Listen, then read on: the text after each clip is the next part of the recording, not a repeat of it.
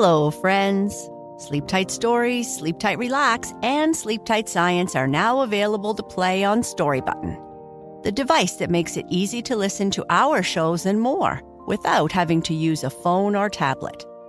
This month, you can save $10 at storybutton.com when you use the code SLEEPTIGHT. Storybutton, the home of imagination.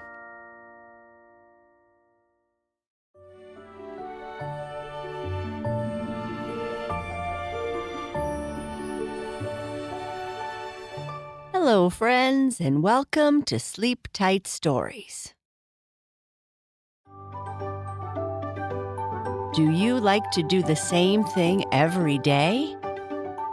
George, the boy in our story, does.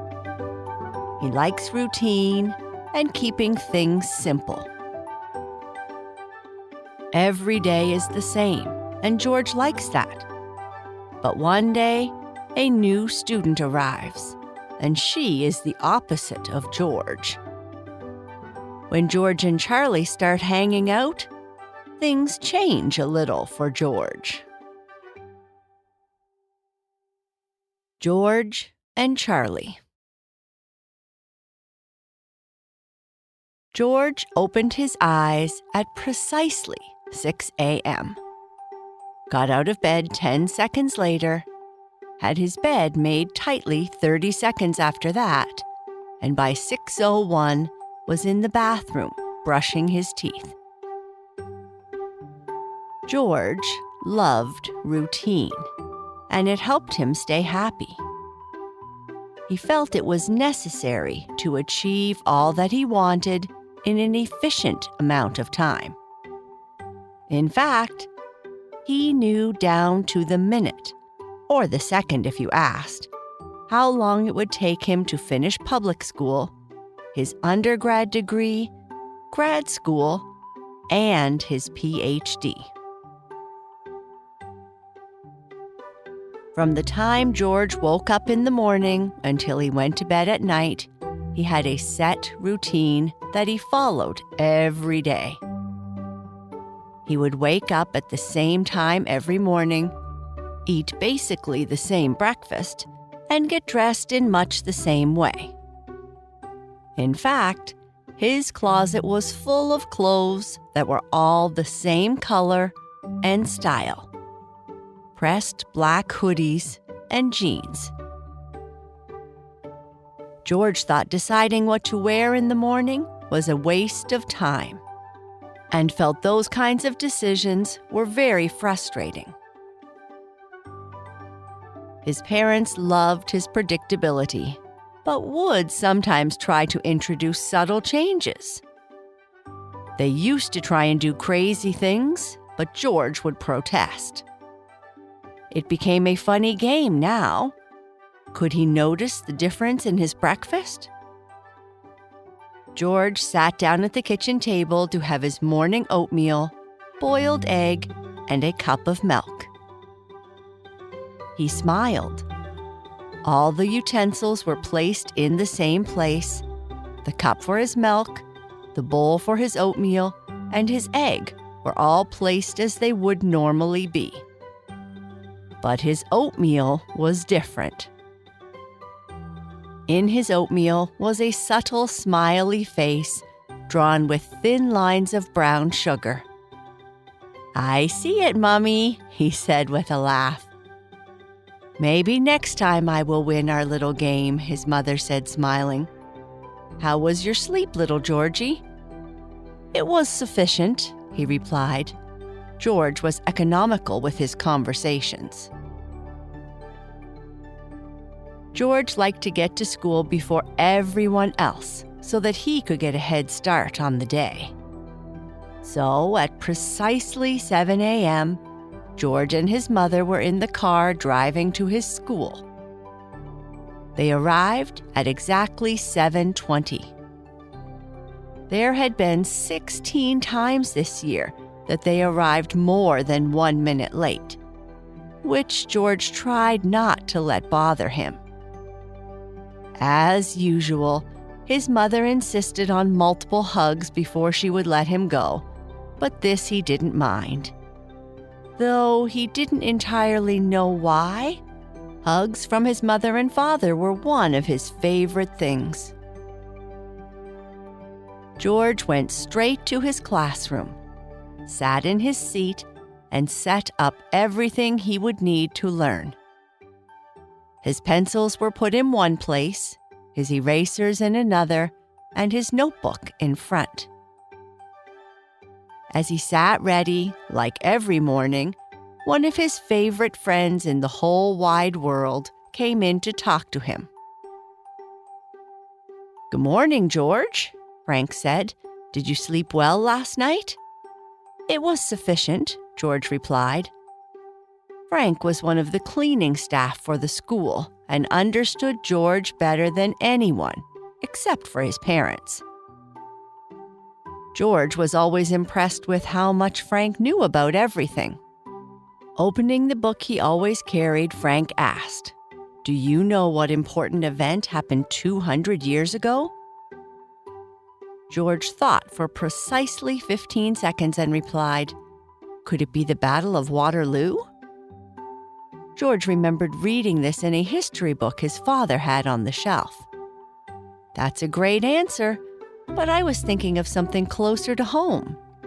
I was just reading about the signing of the Treaty of Ghent on December 24th, 1814, which officially ended the War of 1812 between the United States and Great Britain." George wrote that down. George liked taking notes and sometimes liked to draw pictures, even though he knew his pictures weren't beautiful. "Do you still like pizza? I remember you told me before that you like pizza," Frank asked. "I love pizza, but only from Rosso's pizza shop near my house. They will put the exact amount of pineapple I like on my pizza, and the owner is nice," George replied. "Good, because I have a math question for you," Frank said. "Let's pretend Rosso's Pizza Parlor sells slices of pizza for $1.25 each. If you buy 10 slices, the 10th slice is half price. How much would it cost to buy 10 slices of pizza?" $13.66, George quickly replied. "Are you sure?" Frank said with a smile. "Yes, we always give Rosso a 15% tip." The original answer was $11.875, but we have to round up for his cash register. And then when you add the tip, that is the final amount. Frank laughed. "Well, I hear your teacher coming, so I will leave you and get back to work. I have some new books in my office if you want to drop by and read them." "Have a nice day, George," Frank said as he walked out the door. "Have a nice day, Frank," George replied. The morning continued as it always did. The teacher said good morning, his friends said good morning, and they had their usual classes. But at precisely 30 minutes before lunchtime, something out of the ordinary happened that broke what was a perfect day. Principal McPhee walked in with someone new, someone very different. "Good morning, everyone," Principal McPhee said. "This is Charlie, and she is a new student who just moved here this week. Please make her feel welcome." Charlie gave a big wave and then walked by George to sit in the empty seat beside him. George couldn't believe just how different she looked. She wore brightly colored jeans with different patches of fabric all over them. Her sneakers were worn out and had holes in them. And she wore a pair of mismatched socks, one with stripes and the other with polka dots. She wore a long beaded necklace made with a mix of colors and shapes, with beads of different sizes and textures. Her hair was messy, and to George's amazement, was 2 different colors of blue. If someone looked the opposite of George, it was Charlie. For the next 28 minutes, George tried to focus on the problems the teacher had given them to solve. But the new girl, Charlie, kept singing under her breath, distracting George. When the bell rang announcing lunch break, everyone jumped out of their seats except for George, who liked to be orderly and walk slowly. As soon as Charlie got out of her seat, she accidentally hit her can of colored pencils, causing them to spill all over the floor. Then she spilled all her papers out of her binder, and she laughed about it. No one went to help her, so George walked back and picked up all her pencils, putting them back into her can in order, depending on their color values. That's how George liked to arrange his pencils. "Thank you very much," Charlie said. "My name is Charlie. I guess you know that I am new to the school. My family and I just moved here from away, and I am really excited to be your friend." "Did you put all my pencils back into my case by color?" "Can I have lunch with you? What is your name?" "Yes, my name is George," he said as they walked together towards the lunchroom. Sitting at the table together, George placed his utensils where he usually liked to have them, all lined up so that it looked neat. But before he could eat, Charlie started talking to him. "You don't talk much, do you?" Charlie asked. "That's okay. I can talk enough for both of us. I made my own sandwich for lunch today. I even made the bread myself, but with my mother's help. It's got sweet potato, hummus, avocado, pickled cucumber, and sprouts inside. Oh yeah, I put some strawberry jam in it for fun. I love strawberry jam." "Do you like art, George?" she asked. "Yes," George replied, upset that he had talked with his mouth full. "I love art. In fact, it's my favorite thing in the whole wide world. See this necklace I am wearing? I made it myself. Same with my jeans. But I don't want to be a fashion designer when I grow up. I want to be a painter and live in a small studio apartment in some big city and stay up all night painting crazy things while listening to jazz music coming from the stereo. Or better yet, coming from a jazz club down below. Wouldn't that be super fantastic, George? What do you want to be when you grow up?" "I am going to solve the world's problems through math," George replied. "Bring order to the chaos, huh?" Charlie replied. "There is math in art, you know. Of course you know. Even though you don't talk much, I bet you are super smart. Anyway, my mother is a famous artist, and she told me that many of the fundamental principles of art, such as symmetry, proportion, and perspective, are rooted in mathematical concepts." George's eyes widened, and he took out his notebook and wrote some notes. "Do you think it will take a long time to solve the world's problems through math?" Charlie asked. "You are in elementary school, so I guess you have time." "It will take about 12 years from now for me to finish my PhD, or 4,383 days to be exact," George replied. Just then, the bell rang, signaling that lunch was over and it was time to return to class.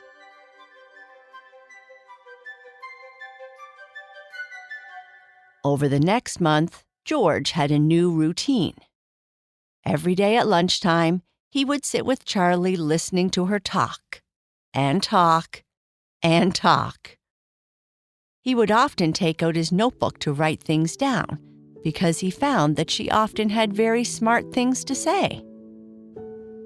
Despite being different in many ways, they became great friends. Though George still didn't talk much, they both learned a lot about their respective interests.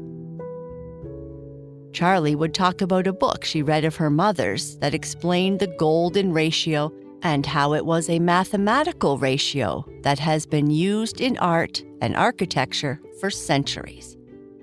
George talked very, very briefly about fractals and how they are a fun way to explore math and create artwork. Charlie would try to encourage George to loosen up and add some color in his life. George would mostly refuse, except he did agree to wear a wristband she made for him because it made her happy. Exactly 31 days after Charlie transferred to his school and they became friends, George started his day like any other. He still wore the same clothes, ate the same breakfast, and played the same game with his mother. When he arrived at school, he would have his conversations with Frank, who, knowing that he was friends with Charlie, would read George all kinds of facts about art and creativity, so that he would have something new to share with Charlie. This day was different. Charlie didn't come to school. The next day, Charlie didn't come to school either. And when she didn't arrive again the next day, George raised his hand and asked the teacher where Charlie had gone. The teacher said that Charlie had caught a bad flu and had to stay home to rest, but she wasn't sure when she would return to school. Maybe next week, the teacher said. George didn't like uncertainty and missed his lunchtime routine with Charlie. That night, while eating pizza from Rosso's, George's mother noticed that he wasn't his usual self. "What's wrong, George? These past couple of days, you don't seem to be as energized as you usually are. Is everything going okay at school?" "No, everything isn't going okay at school," he replied. "Charlie is homesick." "Oh, I am sure she will." Knowing that George didn't like uncertainty, she said, "Why don't I call Charlie's mom and ask how she is doing?" After getting off the phone, George's mother said, "Charlie's mother says she is feeling much better, but is very sad. It seems she misses having chats with her best friend at school." "I have an idea, George, but it will change your nighttime routine." Charlie's mom said that a visit from her best friend would probably cheer her up and make her feel better. George was quiet for 12 seconds, which often seemed like a long time for many people, except his parents, Frank, and Charlie. "Okay, but I want to do something else to make her feel better." "Like what?" George's mother asked. "She is always trying to convince me to add some color to my life, to change things. I want to color some of my hair blue just like hers." George's father just about fell out of his chair. George had had the same haircut since he was 3 years old, cut by the same barber, Mr. Wilson. He did not like to make decisions about his hair, so he just kept it the same all the time. "Are you sure, Georgie?" his mother asked. "Yes." George and his mother arrived at Charlie's house a short time later. They walked in the door, and Charlie came out of her room, looking not quite as bright as she usually did. Even so, she was still wearing colorful gym pants, a bright orange sweatshirt, and the same messy blue hair. "George has come for a visit," Charlie's mom said. Charlie took one look at George's hair and its blue stripe, and her face lit up with a huge smile. Surprising George, she ran over and gave him a great big hug. "Thank you, George. I feel better already." George replied simply, "I am happy you are feeling better."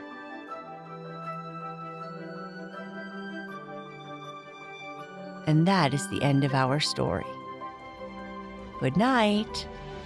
Sleep tight.